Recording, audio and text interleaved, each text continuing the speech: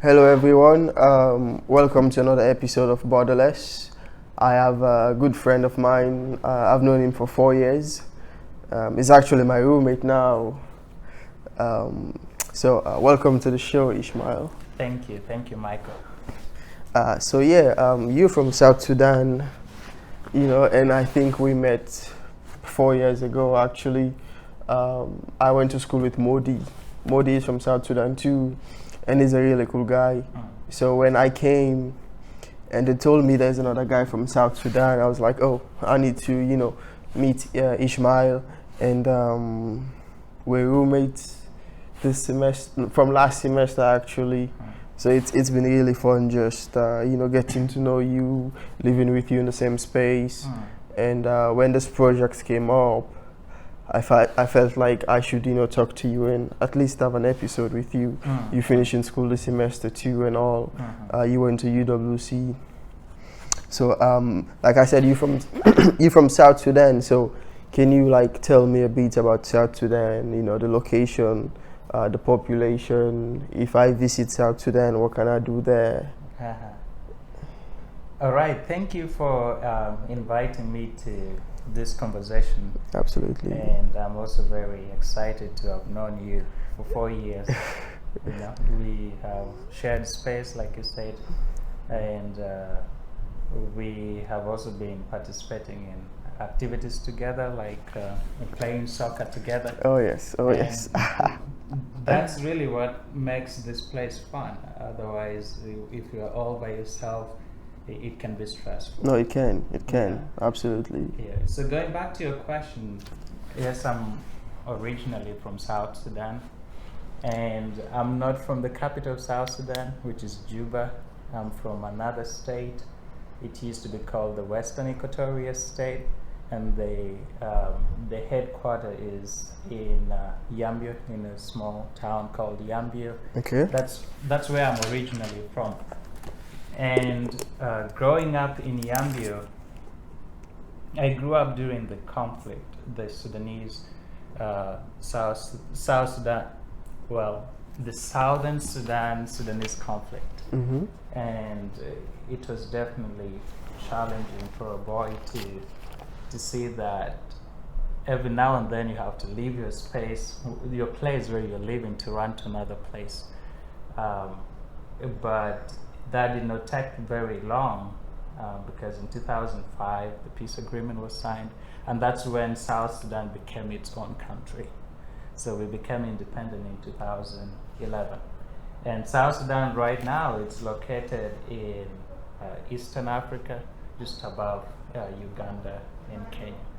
We are a very small country. We're new and we have a small population as well. Our population at the moment is about 10 million people. Okay. When Sudan was Sudan, Yes. Sierra Leone could go into Sudan 44 times? I didn't know about that. Maybe to go to South Sudan, I don't know how many times, probably 2-3 times. I'll have to check. But yeah, I know my dad always used to talk about Sudan because he's huge into, the BBC. Yeah. So I grew up listening to the BBC all the time, listening to the BBC literally all the time. There was a huge map in our living room. I used to know all the name of countries and capital. So that was just me growing up. Did you know that it was the largest country in Africa? Sudan? Maybe back then I knew. Yeah. Probably I did back then. Yeah. I probably did back then. But I just knew Sierra Leone, I just knew that fun fact. Yeah, I just knew that fun fact. Yeah, it's a very large country. It used to be a very large country, and it's very diverse. Yeah. Sudan. In what ways? People? The people. Yeah. Sudan used to have more than 500 tribes. And each of these tribes, they speak their own language, they have their own cultures, they have their own food. So when you are in Sudan, I know you will talk a little bit about U.S.A. later on, but to me, going to U.S.A. was just an extension of the life in Sudan. It's very diverse in the first place. So you were used to living with people from different cultures, different backgrounds. Exactly. And here at the school, we have, for example, do you know the other boys from South Sudan? Enoch and I know Enoch. Jacob. I know Jacob. Yeah. Yes. So the three of us are from different tribes, and each of us have our own language. So if Jacob speaks, I will not understand, and Enoch will not understand. So you all speak in English when you? When we talk to each other, we speak in English. But other than that, we have our national language as well, Arabic. It's Oh, okay. it's I would say it's more like pidgin English. So ours is pidgin Arabic. Okay. The people from Middle East who would not understand us, but would get some words from what they speak. Makes sense. Yeah. Makes sense. Yeah. Nice, nice. That's cool. That's cool. So what do you miss the most? I mean, you've been. When was the last time you went home? This summer. This summer. Okay. Summer Wow. 2018. Okay, it hasn't been too long. But before that, what did you miss the most about South Sudan? Like, what do you like the most about South Sudan? It's definitely a place where I feel home. Yeah. You know, people say home is home, and you definitely feel relaxed and you feel valued when you are in a home country. And that's how I felt after 3 years here. Here it was really, it was more of school, and trying to do all these hard things to survive at the same time. But when I went home, I didn't have to do all that. I was more myself than I felt in 3 years. I would meet people who would speak really kindly. Meet people, when I talk to them, they value what I talk to them about. Absolutely. And that's something I didn't know I missed that until when I went home. I felt like I missed a big part of me, you know. So I've decided now, if I happen to go to graduate school eventually, I'm going to be going home every year. Yeah, Yeah. that's amazing. Well, I'm so glad you got to, go home last year and, find this missing piece. You're like, yeah, I feel at home. I feel like my presence here is more valued and all. That's amazing. I'm happy for you, man. I'm happy for you. Thank you. So, yeah, you went to UWC. Let's just dive into that. Before you went to UWC, how was life like in Sudan for you? It has Like two is parts. it common for people to study overseas? Like, is the scholarship being advertised? Is it common for people to just go overseas and study? No, it was actually new to me that there were people that were sending people abroad. I knew there were scholarships that were done by the national government. So when we became a country, many countries came to support us, and part of their support was giving scholarships to young people from South Sudan to go and study in countries like Egypt, India, Malaysia. And when I was actually sitting for my national exam for the secondary school, when I was graduating from secondary school, I knew that it was possible to go to one of those countries to study petroleum engineering, something of that kind. But I didn't know how. Okay. And so, how I came to know about UWC was actually a lucky event, I'll call it. My cousin used to be friends with one guy who happened to go to UWC, but I never knew that. For me, I knew the guy as someone who would put on shots. He was a little elderly, but he was putting on shots, and for me that was unusual. So I didn't know what his background was. So one day, my cousin called my dad and told my dad that this guy was looking for people to send abroad for UWC to study abroad. We didn't know what kind of scholarship it was. For me, I thought it was university. Oh, I see. I see. Yeah. And so then I applied. I went through the interview process, and likely I was selected to go, and it's definitely been exciting experience. Yeah, absolutely. So what was the application process like for you in South Sudan? Because I know in Sierra Leone, Yeah. what happens is it doesn't get advertised. Mhm. Well, now it does. Mhm. Now it does because a lot of people know about UWC now. Mhm. So how it works is at my time when I applied, Mhm. they send applications to schools. Mhm. Schools they choose the students, but you can apply. Mhm. Like the application is out there if you can find it. Mhm. You know, this was when I applied. Now Mhm. there's a Facebook page. A national committee is growing, Mhm. so they advertise everything. But when I applied, Mhm. that's how it was. Mhm. And then we had to fill out a form Mhm. with a result from our exams, and I think they chose 12 people for the interview. Okay. And during the interview, we did an impromptu speech. I still remember my question. It was 3 things you can do with a pencil apart from drawing and Yeah. writing. Okay. So that was my question. How did you answer that? Well, 3 things you can do with a pencil apart from drawing or right. Yeah. You can use it as a source of income. You know, like as a Okay. business and Okay. sell. Okay. I can only remember 2 points right now. Okay. This was like That's This was like 6-7 years ago. You know. Yeah. So I said you can use to start a business, just sell and get some cash. You can use it as a weapon to Yeah. I mean I'm not saying go do it, you know. Yeah. But the third one I can't really. Was it? You can give it as a gift to someone. Okay. I can't really remember all 3. I have my journal. Yeah.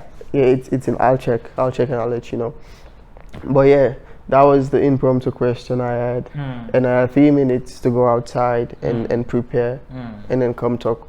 I think 1 minute to go outside or 2 minutes, and then come in talk about it for 2 minutes. And then we had an IQ test, and then we had some like games. Okay.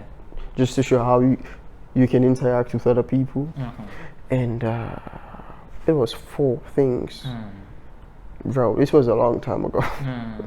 But yeah, and then from there we just got a call. It's like, hey, you've been selected to go to, and how it worked is you get to list the scholarships in order of preference. So Norway was my first choice. Okay. And you then got it. and I got Norway. Okay. Yes. So how was it like for you, like the interview process? The interview process for us was,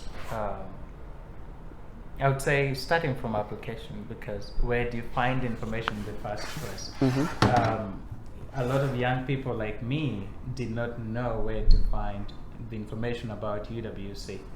And so basically what the National Committee did was, the National Committee was still trying to find its footing. Okay. So what they did was they would advertise in the places where there were alumni of UWC. And it happened to be that in my state, that alumni was working in my state. Oh, okay. So he advertised it, he put it just outside, and that's how my cousin brother knew about it, because my cousin brother was told to go and put it outside. I see. Yeah. So when he saw this opportunity, he was like, "Oh, this will be great." Absolutely. I mean, except that he wasn't in the age limit. So he thought, who in the family was in the age limit, and I was. And the good thing for me was I graduated that same year. So it was so easy for you to just to apply. Yes.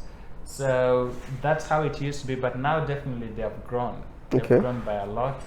They have a website. There's a Facebook page, yes. And it has become a big thing in South Sudan. Oh yeah. Actually, I was telling you earlier that we're going to have a workshop in which 3 days workshop during the summer, where we're going to call students from all secondary schools in Juba, the capital city of South Sudan. For 3 days we'll have workshops with them and just different activities to introduce them to UWC. And we also have schools which are like mini UWC in South Sudan right now. For example, there's one in Eastern Equatoria. It's run by a bishop that just got a prize. I don't know what prize he won, but it was a peace prize. And what he does is basically he brings young people from all the tribes. I told you South Sudan, and Sudan is diverse in tribes. So he brings young people from different schools, from different tribes, to come and study in this secondary school. So when I go home, I'm actually going to introduce UWC to them. I'm going to go to that secondary school. That's awesome. And we're trying to invite some of the students to also come to the 3-day workshop that we're going to have. Absolutely. So it has grown by a lot. Now, if I talk about my interview, after I applied, I was shortlisted for the interview.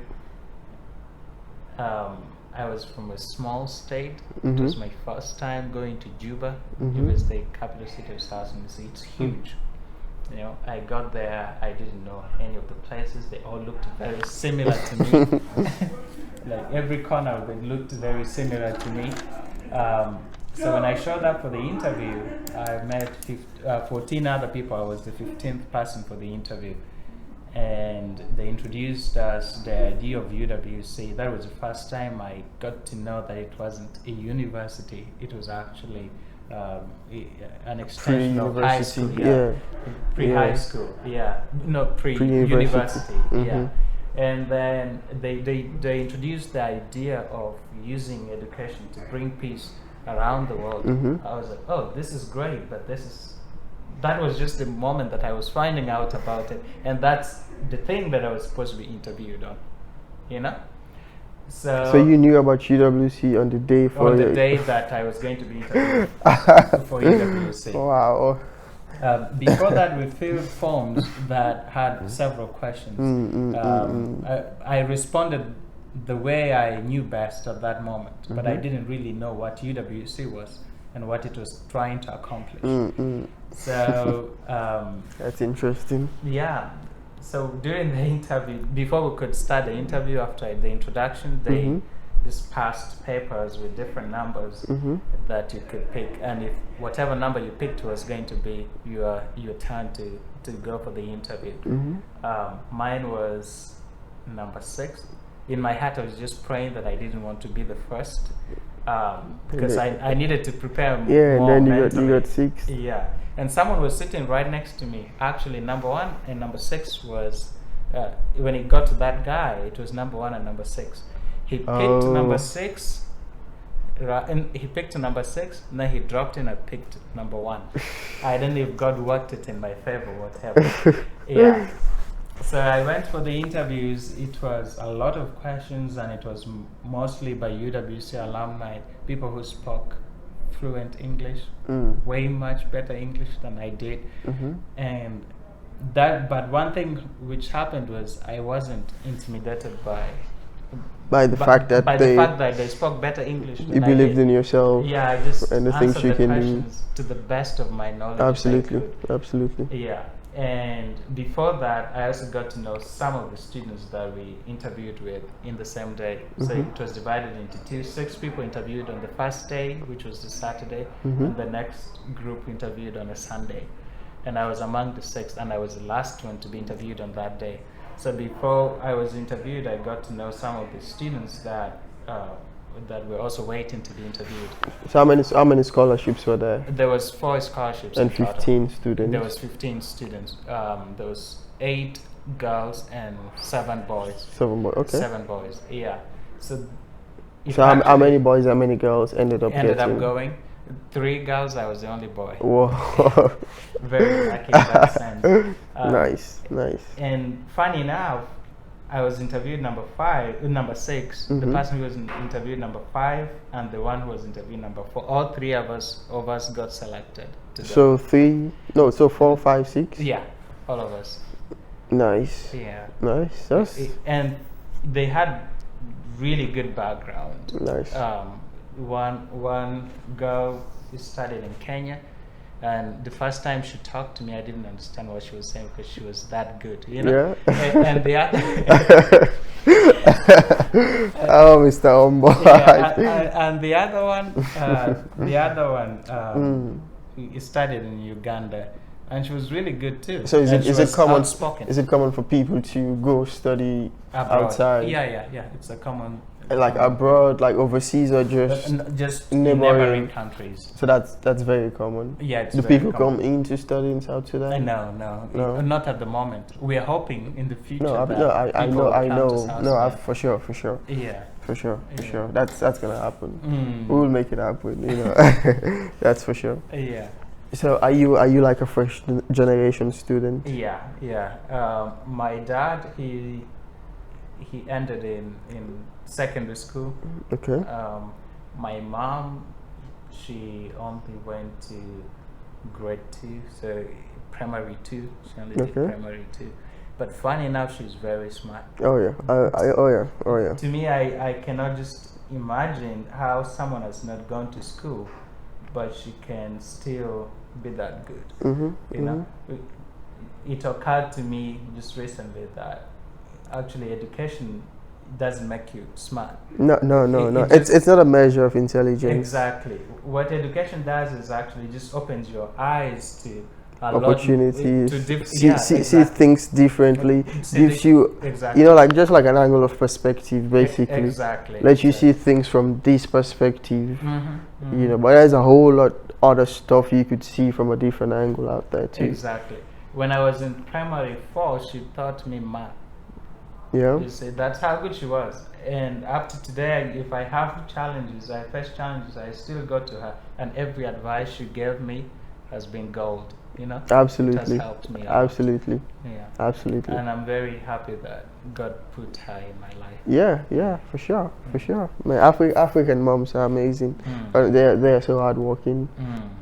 I'm sure the family is proud of you. Being the first one in the family to finish school. And I'm the first child too. So how many siblings do you have? I have 2 brothers and 4 sisters. Oh, bro. Yeah, 4 young sisters. So 7. Yeah, so the 3 of us were born first, the boys. And then girls. And then girls. Yeah. Nice. In a sense, they are protected, I mean, for sure. That's nice. So how does it feel like, being the oldest kid, the first in the family to get a degree? Yeah. How does that feel? Just personally, I'll talk about your family later. How they feel. But how do you feel personally? It's refreshing. Yeah. When I was growing up, I knew there was that responsibility to set the pace. Exactly, and whatever I did was what was going to be made of my brothers and sisters. Absolutely. So if I messed up, they were going to be messing up too. If I did well, they were going to do well as well.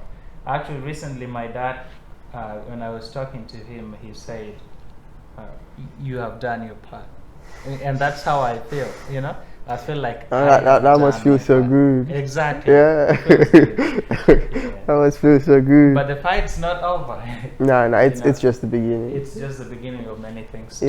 I'm so happy for you, man. Honestly, I'm so happy for you. That's amazing. Congratulations. That's so exciting. And how many brothers and sisters do you have? I have 3. Okay.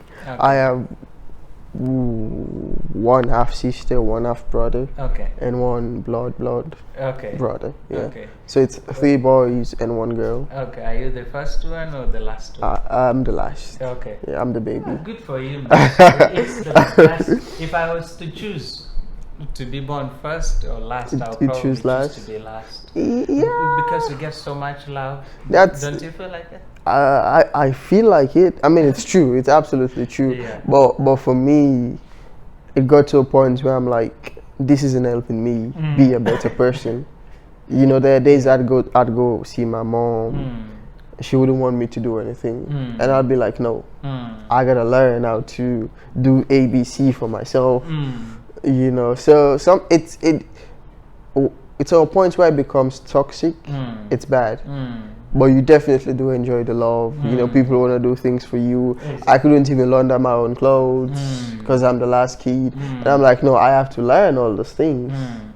You know, so at that point, when it becomes toxic, then it's not. I'm sure that people. I mean, this is just me, and this is just me because I'm different. I want to learn. You know, I want to learn how to do the basic stuff, how to cook, how to do my own laundry and all that stuff. There are people who will be like, yeah, well, I'll just chill. You know, let someone do my laundry for me. Let someone go cook for me. But you know, my mom isn't gonna be around forever. My dad isn't gonna be around forever. If I don't learn all the skills now, like who is gonna teach them to me? That's You know, how, if I don't teach myself, you know. So you definitely do enjoy the love, but I've always wanted to challenge myself. So despite me having all that love, I've always been able to distance myself from it some days and say, no, I'm gonna do my own laundry. I'm gonna learn how to cook. I'm gonna learn how to do this myself and all. But yeah, you definitely do enjoy the love. It's amazing. That's for sure. That's for sure. Yeah. So you're doing chemical engineering. Yes. When you left South Sudan to go to UWC, well, when you got the scholarship, first of all, Yes. what did that feel like for you and for your family? Here's the thing. So leading up to my application to UWC, two things were happening. One was I had sat for my South Sudan national exams, but there was a lot of talk that the certificate of South Sudan national exam would not be recognized because I sat for it in 2012 and we became independent in 2011. I see. So it's like a new state exactly, kind of thing. Exactly. So my dad said to be safe, I should also sit for the Sudan exam, which was completely different syllabus.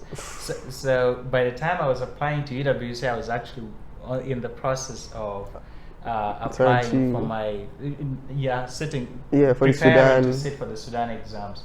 Yeah, I finished South Sudan exam in December, and the Sudan exam was in March. So I was all this preparation to do the exam, completely different syllabus.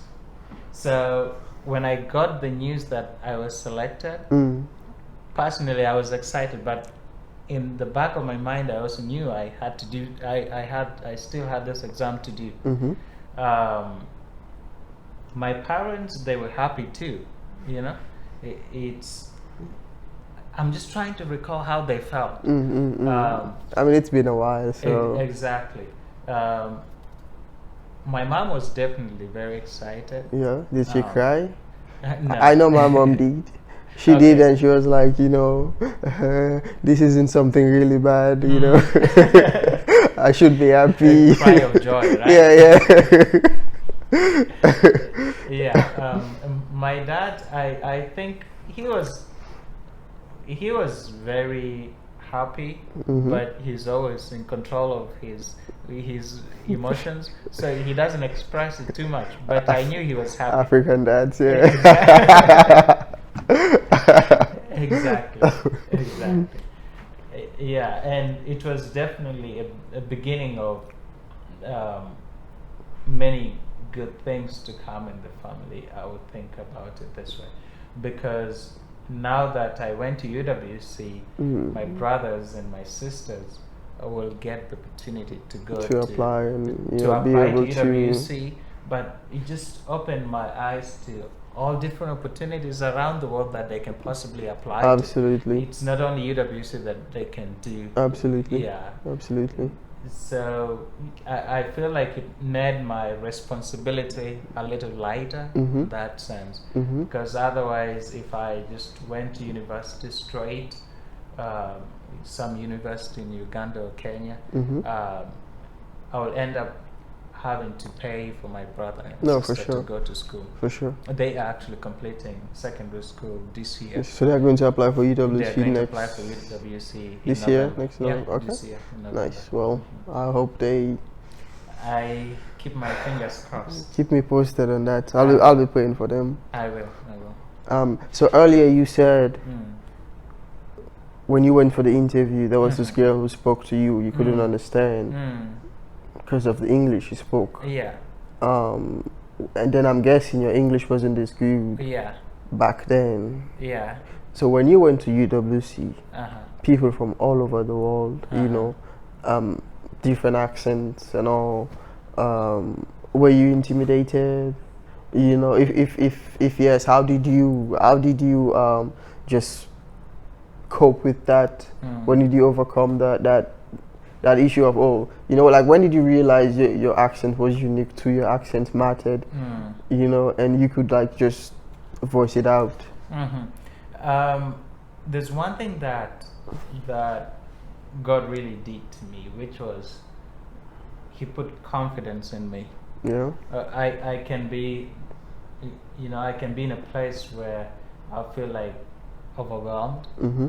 but when I have to act, I don't act that way. Mm-hmm. And that's exactly what happened in UWC as well. When I got there, I was confident in many ways. Okay. And partly that's because I lived in a boarding school before I went to UWC. Mm-hmm. I lived in a boarding school for 3 years, and that's where I learned to speak the basic English that I knew, you know. Mm-hmm. And when I got there, it was not much different to me. The fact that I was living in a foreign country all by myself, Mhm. because I was used to living in a boarding school. Mm-hmm. But when it came to how people spoke, it definitely took me a few weeks to really get to understand everybody. Mhm. Because you go and speak to someone from Middle East and it just sounds Different. different. Yeah. You speak to an Asian, they speak really fast. Different. You don't know Yeah. what they're talking He about. said fast. Exactly. You go and speak to someone from Europe, it sounds different, especially the British. Mm. You know, that's the one that it took me time to understand. My English teacher was from Britain. Oh, so. So the first few days of class, I wasn't really getting what he was talking about.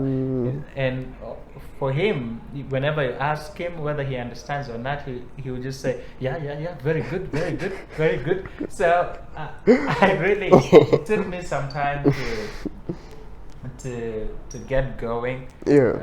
But here's the thing: when you're in a place that that challenges you, Mhm. you learn very fast. Yeah, you grow. You grow You, very no, fast. absolutely. I can't even dispute that. Exactly. That's true. Absolutely. Absolutely. Mm. That's amazing. So your key basically to overcoming the, you know, being overwhelmed with different accents, different languages, different people, was just have confidence in Just stay yourself. confident. Yeah. You know. Yeah.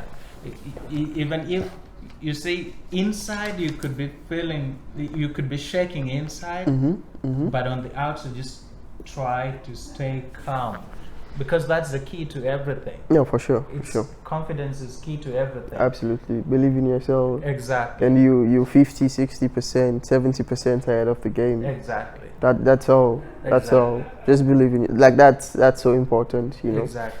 That's so important. Because if you lose it, and then You it's lose so everything. easy Yeah, for you- other you- people to get to you. you lose everything. Yeah. So how did UWC basically prepare you for university? Like in what ways? Like if you had just left South Sudan and then come to OU, what difference would it have made? South Sudan OU, South Sudan UWC OU. Like what was the difference? Like how did UWC impact, or like how did UWC make the transition to OU smoother, if it did? Like, Yeah, I'm thinking about this way. Here's the thing. It probably happened to you. The first time I went to UWC, I feel like my brain capacity was reduced. do you feel that? I think everyone did. Exactly. I think everyone did. Exactly. You know. I felt like my brain capacity was reduced. It's like back home I was so smart. Exactly. And then I went to UWC. Like, what's wrong with me? You know, like Exactly. I can't even make a 7. I can't Exactly. even make a 7 or a 6 anymore. You know. Exactly. And that does two things to you. One is the confidence that we were talking about goes down, right? It goes down. And then you begin to doubt yourself. You begin to have low self-esteem. Yeah. So in that sense, UWC introduced something that I didn't really like, which was to begin thinking of myself as not good. I see. Because I was always used to being confident, and I everywhere I went, I felt like I was ready to face the challenge. But then UWC affected me that way. The challenge was too much. The challenge was too much. We weren't prepared, really prepared for it. Yeah, because I wasn't even prepared before I could go to UWC. Today, that's why today I'm actually more engaged with the national committee to help out, to help young people that we send to UWC to be ready when they go there. Because once you get there, there are two things: you have the UWC life and you have IB. IB is challenging, and you are there to represent your country, right? You cannot just be in the library all the time. So to find the right balance was always a challenge. And if these young people know beforehand, before they go there, absolutely, they'll be better prepared to deal with it. Absolutely. But one thing that UWC did, which was positive, was that university became way easier, because I was used to, for the most part, to the challenge of being in class. And for the first time, I don't get it in class, because at home I always got most of my things in class. When I go home, when I prepare for exam, I don't read as much. I just go through to make sure that this, that, and that was it. But in UWC, it challenged me to begin reading more. And because you don't get everything in class. No, absolutely. And so when I came to OU, here, kind of like a similar system. Exactly. And the first time I went to class, it wasn't that hard. Most of my classes actually, you go to them and you feel like the physics class, the mathematics classes, you're like, I've seen this before. You know. So it sets the pace. Even if the content gets more difficult, it already set you on the right path to deal with more difficult things. Absolutely. So in that sense, it really prepared me to face university. And chemical engineering. It's that's my next. Stuff I wanted to talk about. You doing chemical engineering? Was that your first choice? Like, did you leave South Sudan knowing you were gonna do chemical engineering? And I know we spoke about this. You have a business going back home. You sell it. You making juice. Producing juice, selling the juice. With your sisters. With my mom. With your mom. So how are you able to balance? Like, are you using the chemical knowledge making the juice, or like how are you able to balance the business? I know you're taking some business classes too. So how are you able to balance the business and chemical? Like, are you using the chemical into the business, or I mean not chemical of course, but like the chemical knowledge to do use business. So first of all, why did I go to study chemical engineering? To answer that question, I would say when I was in senior 3, that's grade 11. I don't know, which one do you use? Grade something or secondary school? Secondary school. JS, junior secondary school 1, junior secondary school 2, junior secondary school 3, and then senior secondary school 1, senior secondary school 2, senior secondary school 3. Okay. And that's it. Okay, ours goes up to senior secondary school 4. So I think 2, 3, 4 years ago, they added a year to the system. Okay. But I think the new government was like, we don't need that. Okay. So it's back to 6. Okay. So when I was in senior 3, that's how we call it home. I was doing a chemistry homework, Okay. and it was talking about the question was on saponification, so the process of making soap, Mm-hmm. and I was like, wow, I can make my own soap, you know. I was like, this is really good. And then I started thinking about it. So if I want to be doing this, what should I study in the university? And someone told me that it was industrial chemistry, something of that kind. Mm-hmm. And when I went to UWC, I looked up industrial chemistry. I couldn't find it anywhere, and I didn't want to do just chemistry because for me, one thing that I wanted to do was to make my own things. Absolutely. And so when I read about chemical engineering, it just sounded like what I was looking for.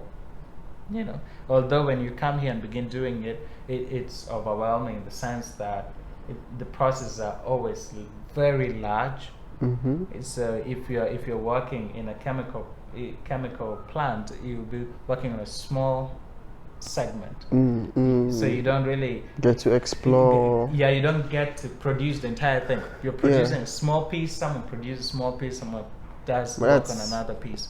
Well, I was so going to talk about business too much. Yeah, that's how different it is. But of course, it has to be that large scale to be able to reach more people. For the products to reach more people. But making juice was exactly the same thing. I was thinking when I went home, So what type of juice? What's the juice called? We make fresh fruit juice. And how it started was I was sitting when I went home actually this summer, I was sitting at my uncle's shop, a small shop, and there, our home is close to the hospital. Yeah. So caretakers of patients would come and ask for a drink, just like Coca-Cola. And I was thinking, do they really need Coke? Or are they asking for Coke because they need something nutritious? It's just something cool to drink. Yeah. And so to know that, of course, we had to test it by making fruit juice, which was fresh, it was nutritious. So we made it and sold it to them. And do you have a name for? People responded really nicely. Yeah. No, we don't have a name for the brand right now. It's more. Right now, it's still a small business, so we're just testing the waters to be able to produce it in a large scale. We can brainstorm. One of these days. Exactly. I can try to help you out with what I can for sure. Exactly. Exactly. And I need that. I've been talking to a few people. You know William? Yes, I know. Yeah. I know William. Yeah, there was a time I was talking to him about distribution channels. How best can I distribute this juice to reach more people? Hey, Juba. Juba is one of the hottest cities. In that should be your. South Sudan. That's my target. In the short run, and then in the long run, neighboring countries. Exactly. Because once it goes into Juba, the people coming from all these angles are always in Juba. There are always people from Kenya in Juba, always people from Uganda. And once they get exposed to this juice, that's why you gotta keep the quality at par at all times. Exactly. So right now, actually, that's our advantage. The quality is way different. The people who make juice, we are not the first ones to make juice in my state. Yeah. But the juice, when I tested it, I was like, this is not juice. It didn't taste natural. Yeah. So I told my mom we have to be different, and that's why actually today in my state, people come from different parts of the state to come to our place to buy juice. At first, we thought our customers were the patients. It's not. It's actually well-dressed people like professionals. Just anyone. Exactly. Kids need juice. Old people need juice. Exactly. So that's cool. That's cool. My friend tweeted something today, a quote about how it's so good to be authentic, and I think I retweeted it saying differentiation is key, and that's all it takes. What makes you different from the other juice producers in the market? Exactly. And we're trying to actually to expand later on not only juice, because when people I was talking to my mom the other day. We were like discussing, why do people buy our juice? Do they buy the juice because it's hot, they want to cool their throat, or is it because they drink it as food? You know. And my mom is now going to test this too and see why why do people actually buy juice from us. If it's because it's food, then we're going to help them to eat better, which is we're going to add snacks to the juice. Absolutely. Yeah. Absolutely. That's nice. That's nice. It's always good to study the market too and see. Exactly. So how do you packet the juice? Is it in like what containers do you In use? bottles. Bottles. Yeah. Nice. Yeah. Similar to water bottles. Nice. And that's why branding is important. Exactly. Get the brand, get the name. Exactly. And you'll be good to go. Link up with some distributors, you know, in your local area first of all, and eventually you move. Juba is the first stop. The first target. Yeah. That's awesome. That's awesome. Well, we don't have enough time left, but it's been such an amazing, you know, time talking to you here today. And you know, I'm so happy I get to meet you. I'm so proud of you. You know, thank you for setting that pace for your younger siblings. You know, but just rounding up, just closing. Do you have any advice for people watching this, people listening this, just young adults, just young kids in college, UWC students? Do you have any advice for them out there? About life, about school, you know, about like moving to a place you have no idea of, you know? I think I have two advices, and one of them is what we already discussed. Just be confident in yourself. Believe you can do it, and you do it. If you believe you can do it, it's halfway through. And the second advice would be, I'm going to take it actually from one of my classes last semester.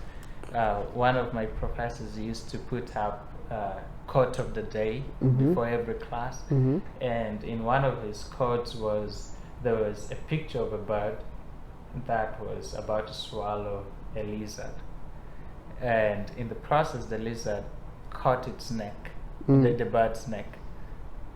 So and it got really tight. Okay. And there was words next to the picture: never give up. Right. And I think that's really my message, because there are times when you feel like you're about to drown, and it feels overwhelming, it feels more than you can handle. Just take a deep breath. Yeah. And everything is gonna be fine. Yeah. Awesome. Hey, thank you so much for being there today. Thank you, Uncle Mike. Thank you, brother. Thank you. Nice.